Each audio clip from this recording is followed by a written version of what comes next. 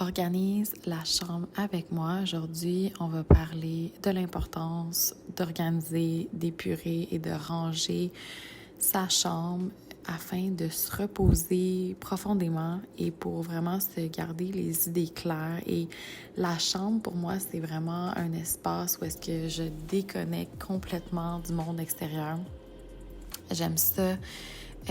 Prendre mes gummies ashwagandha avant de commencer mon ménage de ma chambre et aussi mon petit chauffe-eau, je sais pas comment l'appeler, là, mon petit pad chauffant que je mets sur mon ventre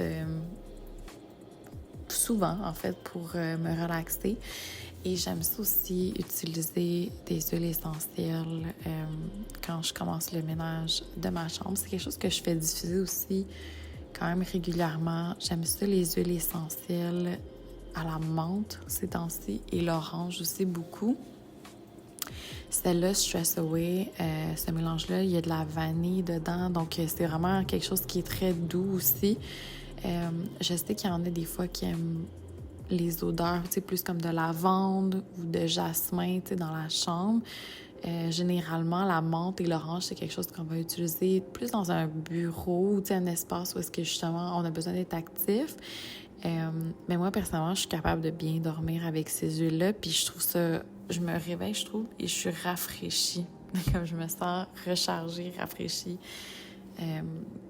dans mon sommeil. Donc, il faut vraiment tester les huiles essentielles qui nous conviennent le mieux. Évidemment, la première chose que je vais faire dans ma chambre, c'est de toujours m'assurer que mes vêtements soient rangés dans mon garde-robe. J'ai un espace attitré pour chaque vêtement spécifique. Donc, j'ai des bacs aussi parce que j'aime pas se plier le linge à chaque fois. Je trouve que c'est plus pratique d'avoir des bacs, surtout pour les choses qui se froissent pas. Puis évidemment, les choses qui se froissent, je vais les accrocher. Je vais toutes séparer en codes de couleurs aussi. C'est plus simple juste visuellement. C'est plus esthétique aussi. À chaque matin, sans exception, je fais mon lit. Je sais qu'il y a beaucoup d'études là-dessus qui, justement, disent que c'est vraiment bon pour le cerveau, là, juste d'avoir cette habitude-là et que, justement, ça fait qu'on accomplit, disons, plus de choses dans la journée. On est plus productif en général.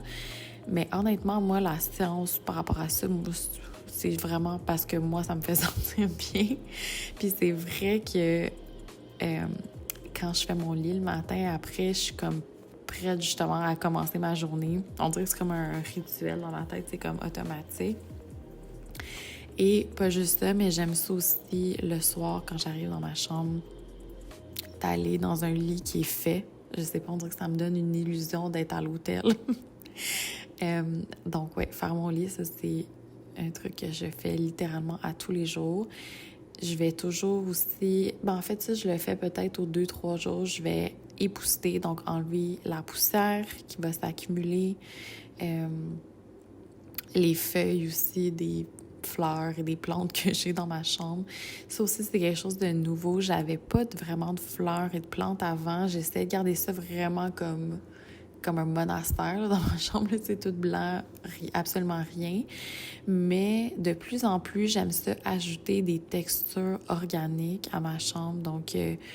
Donc oui, il y a quand même le côté blanc, moderne, épuré, mais il y a plus de textures, il y a plus de matériaux naturels. J'ai comme commencé à intégrer, disons, la nature dans mon décor et ça me fait vraiment du bien. Je me vois pas avec plus de plantes que ça, comme celle à gauche et à droite, c'est tout, c'est les deux que j'ai. Sinon, j'ai un olivier dans l'autre coin, mais qui est pas un vrai. Mais qui donne quand même un aspect, disons, plus organique à la chambre. Mais c'est vraiment le maximum. Plus que ça, là, ça commence à être un peu étourdissant pour moi. J'aime ça, garder ça vraiment simple.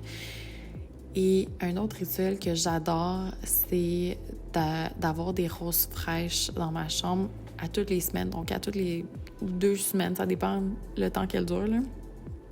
Mais des roses...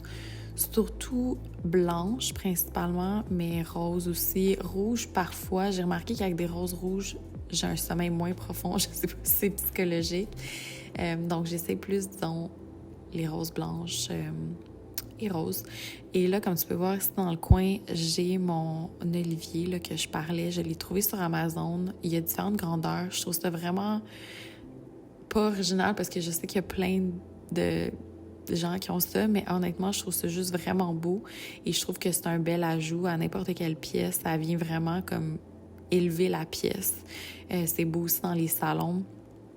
J'ai aussi ajouté une petite lumière en dessous, comme ça, le soir. Moi, j'aime ça. Ça fait comme un petit effet musée. J'ai l'impression d'être dans un musée dans ma chambre. Donc, une lumière qui est comme de couleur, là, qui est tamisée. Donc, j'aime ça aussi même dormir avec ça maintenant. Et ce qui est important de se rappeler quand on fait le ménage de sa chambre, c'est important de toujours désencombrer et d'épurer. D'avoir vraiment un système où est-ce que, disons, à toutes les peut-être 2 semaines ou des fois une fois par mois, donc selon ce qui convient mieux à notre horaire, de vraiment prendre le temps d'éliminer des objets. J'ai remarqué que souvent, on s'en rend pas compte, mais on accumule tellement de choses. Moi, j'étais quelqu'un qui était très attaché avant à mes vêtements. Je sais pas pourquoi, mes vêtements quand j'étais plus jeune. Et je traînais ça avec moi partout où j'ai habité. Et je me rendais pas compte à quel point ça me tirait vers le bas, ça me drainait. Puis ça fait aussi que, inconsciemment, comme on reste pris dans le passé, comme on garde soit des mauvaises habitudes ou on est comme trop nostalgique, des choses comme ça. Et donc, ce que j'ai fait, c'est que, j'ai vraiment une boîte où est-ce que j'ai mes effets personnels, disons, quand j'étais plus petite, et les effets de mon enfant, que je veux garder, disons, que quand il était bébé. Et c'est tout. C'est vraiment une boîte.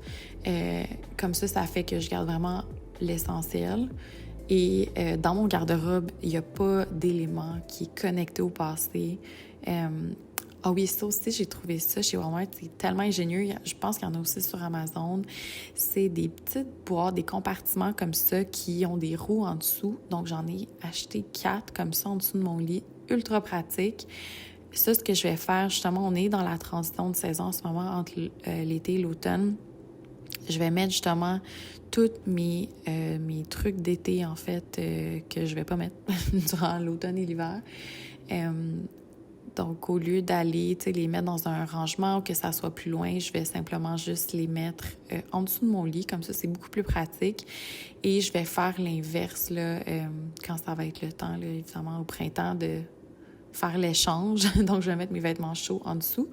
Mais je trouve ça vraiment pratique. Donc, c'est ce que je vais faire là, prochainement. Je ferai aussi une vidéo, en fait, là-dessus. Comme ça, je vais pouvoir montrer le processus. Donc, j'espère que ça t'a motivé aujourd'hui ou inspiré, en tout cas, pour commencer le défi minimaliste. Ça, c'était la vidéo numéro 1.